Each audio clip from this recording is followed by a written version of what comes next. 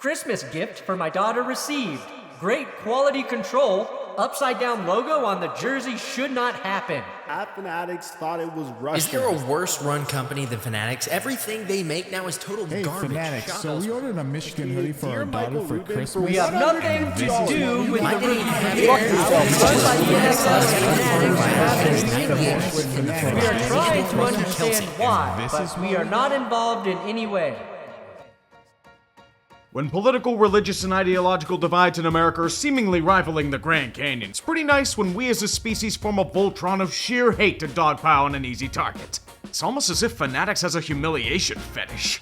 Someone check their security tapes. Their executives have to be doing some freaky BDSM shit when no one else is around. Time and time again, the officially licensed merchandiser has an opportunity to throw a bone to customers. We want to spend our hard-earned money on a nice jersey to flex on game day. Instead, they all but rob Peter in order to rob Paul as well. In return for premium prices, they send patchwork piles of shit into the people's eager hands. It didn't have to be this way. And I'll prove it. Right after I pay my electric bill. Fanatics wasn't always the massive, estimated $31 billion behemoth it is today. The company came into existence as the shared idea between brothers. Alan and Mitchell Traeger had a concept of a small retail location for collegiate and local team merchandise. A rented store spot at the Orange Park Mall in Florida acted as the first location for football fanatics in the mid-90s. A mere 3 years later, the brothers joined a growing number of revolutionary thinkers in the shared idea of let's do exactly what we're doing, but on the internet. Genius! Can't wait for the two of them to buy Snapchat and change it to Snap! With trendy exclamation point. Get ready for the Fanatic car, everyone! Truly, we're in a new era of Machiavellian schemers. Anyway, that's the last bit of self-starting in the Fanatics origin story. The fledgling internet presence got them noticed by the deep-pocketed Michael Rubin. Rubin quickly bundled Fanatics Katamari Damashi style into a corporation called GSI Sports. His influence and name allowed his growing sports online retail business to unlock licensing deals with the NBA and NFL, just before selling his homunculus of assets. Fun fact, GSI Sports is now rebranded as a company you may know well, eBay Enterprises, the same company that owns PayPal. Elon Musk comes full circle.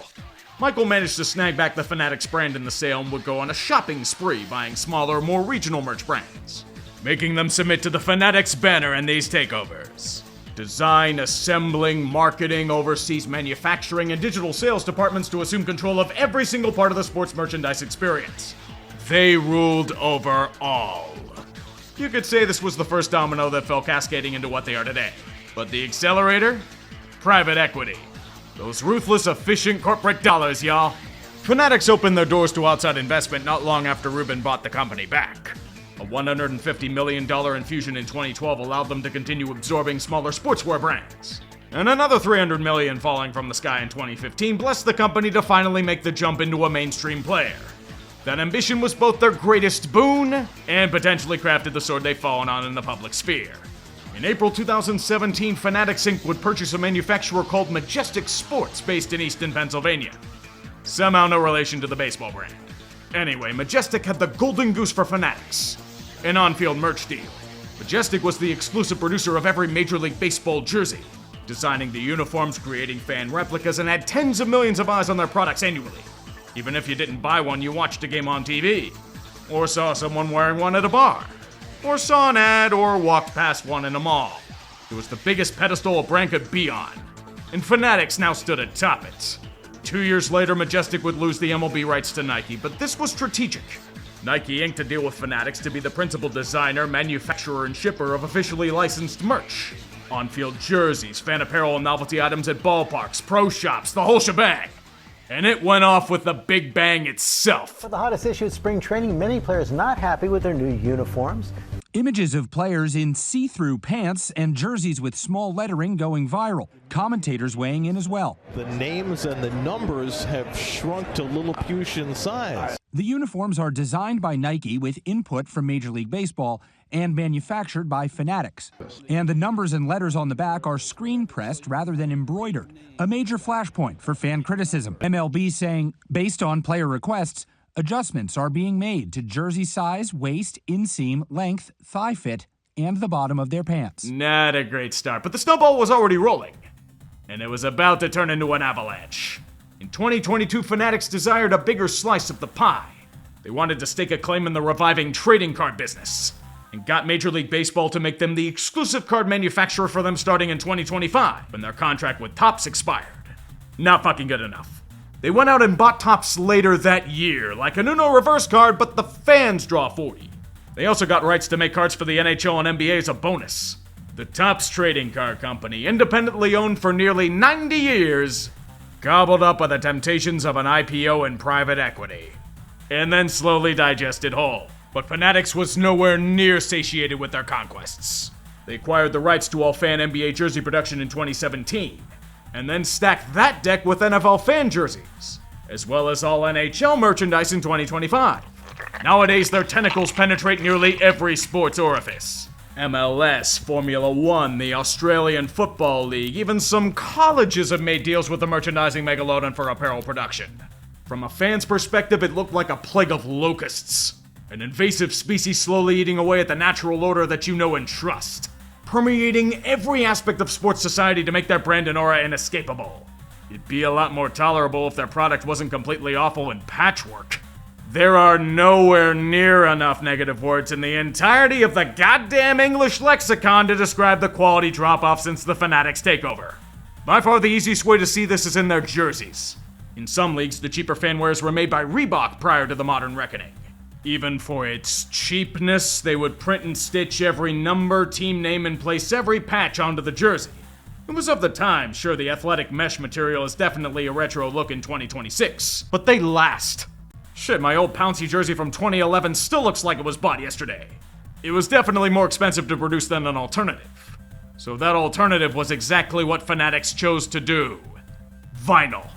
Vinyl fucking everything. The more expensive, higher quality sewn jerseys every fan had access to, eliminated like the Jets in August. You can't even pay extra for them in most cases. The budget options that Reebok offered for places like Walmart and Target are now made of even worse material as the base standard. Were your team sleeves made of 2 colors of material before? Fuck you, it's just an iron-on strip now. Sewn-on team logo on your chest? Enjoy your machine-cut vinyl press-ons. Shit, we're even seeing this shit during the NFL draft now. Speaking of the NFL draft, when we visited this year, they had a display where you could take a photo with the uniform of every single team. It was cool seeing this year's unis in the flesh. But what caught me was the fucking irony to outfit the mannequins with the actual on-field jerseys. It was the quality we expected in the past. Something that looks like it wasn't assembled by some poor 12-year-old Chinese kid working an 18-hour shift. In the past, I have to admit I was torn on the whole concept of buying a knockoff jersey. If you're gonna support the team you like, why wear a watered-down version of their product with visible flaws in the design? But nowadays, it's not even a question about loyalty, but longevity. We did a video on this damn channel a year ago buying the cheapest knockoff NFL jerseys we could. Ooh, it's got Terry Bradshaw. At least they spelled the name right. You can learn a thing or two from that, Fanatics. And the $20 jersey, shipping included, was leagues above it in quality while being about a Ford F-150 tank of gas cheaper. Note these are also likely made by the same 12-year-old Chinese kid working an 18-hour shift. I've worn the thing for live streams and interviews and people love it as a custom jersey. I have no qualms machine washing and drying the $20 jersey. But I'd only advise that for the official $150 one only when necessary. When submerged in water, vinyl has a tendency to smell. And unlike the applique numbers on the cheap jersey, it doesn't have the ability to stretch and flex like the material it's connected to. In about 10 washes, the cheap jersey may have a few snags from the stitching. But snipping some thread or restitching a line is definitely preferable to the rank-smelling, easily peeling piece of shit that you might have paid 6 times the amount of fucking money on. This isn't a cost issue. Fanatics are clearly able to produce better than see-through pants, vinyl press slop, and misspelled name tags. Because we already know the knockoff factories in China can. Oh, but Tree, those aren't produced ethically. Do you seriously believe Fanatics is any better? If you were to search up Fanatics and child labor, their entire first page of results are either ads for company statements or sponsored puff pieces about their pledge to zero tolerance of discrimination, racism, or other corporate buzzwords. Probably with some soft guitar music and a bag of M&Ms of people smiling into a camera. Likely at gunpoint. But get past those and you find the classic stories. Labor rights settlements. Discrimination suits. And this is just in the US where OSHA has to at least pretend to care about worker safety. Who the hell knows what happens in their facilities with way fewer regulations abroad? It's a free-for-all, and at some point, we as fans have to take a look at the bigger picture. We all come to sports as an escape of some kind. The daily grind goes down a lot easier when you know you can sit back in the evening or on a weekend and catch a game. Maybe at home, with friends at a bar, or in person at the stadium. So having to think introspectively about your interest isn't exactly enjoyable. But with anything peace, one inevitable question comes about. What can we do? With Fanatics, there's a few things. The easiest thing in theory would be to not support them. But that might end up being harder than we think. Their hands are everywhere. Every team pro shop, merch store, hell, even trading cards linked to them. So if you're interested, give some of these alternatives some thought. You can buy secondhand. Some of my favorite pieces of team apparel or merch aren't something I bought in person but picked up from an auction, yard sale, or online store. eBay's always there, but Facebook Marketplace guarantees it's coming from someone who enjoyed it and likely took better care of it than a random garage sale. Me personally, I've gotten some quality merch from local auctions, especially in the form of wall decor. Most of this stuff I've just had to clean and reframe and it looks as good as new. But the risk is you may not get a perfect product. There is the potential for some wear and tear, or in the case of my Jack Lambert jersey reeking of nicotine when I first got it, but a few washes and some baking soda can take care of that. Goodwill as well only lists the best quality items in their stores on their website with often a lot more detailed photos than even a team's store offers. Plus nothing says real fan like sporting retro apparel or having an old helmet on display. Or if you want something newer, you could try alternative retailers. I'm mostly talking about the less morally ambiguous stuff in this category. Even if that's the case, the quality can be very close to the official product. If you look hard enough. It's like a box of chocolates. You can get something absolutely delicious inside. Or deal with the disgusting prune flavor. Yeah, that's totally. Thing is, it's cheap enough to take a bunch of stabs and pray for the best. Or just laugh at whatever trash they send you. Sometimes worth the price of admission alone. It could just be lame and go cold turkey. Or worse, submit and buy from the devil itself. With all the Spurgino, hoist the cone, and UOth errors you can imagine. Seriously, how the hell do you misspell Utah? It's 4 fucking letters. Fanatics' most recent venture is to, like everyone else with a pulse in sports, open a sports book.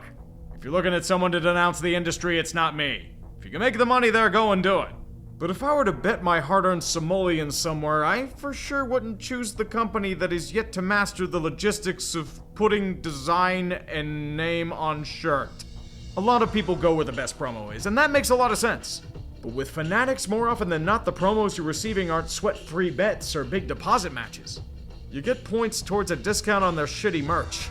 If you want a team attire, there's way better resources for it. And if you wanted to put down a few bucks on a parlay, there's literally dozens of better options. ESPN Bet offered better incentives, for God's sake. If you don't get the fish, this shit's a money pit. Just ask ESPN. Fanatics Fest, it's a whole story of its own. Nothing says clean, wholesome, family fun like trying to run your celebrity football game with the Saudi government. It's like they saw the Riyadh Comedy Festival as a challenge and not a cautionary tale. As far as the convention part, it's just a giant opportunity to peddle more of the products they have a monopoly on. Just in person. Can you imagine a Pepsi convention that exists for Pepsi to sell you fancy foil-wrapped Pepsi cans? Only if it's sold by Pepsi Man. I should really stop talking, I'm only giving these guys ideas. I want a 7-figure salary and matching 401k if you want more. Now, if I wanted to be a real failure, I'd take this jersey right here. That is complete irrelevance. These jerseys just suck. Like, this is just not good. These numbers are just generic as shit. I know. Is this a real NFL jersey? I don't know. It looks like it's kind of stitched on. Is it a Fanatic?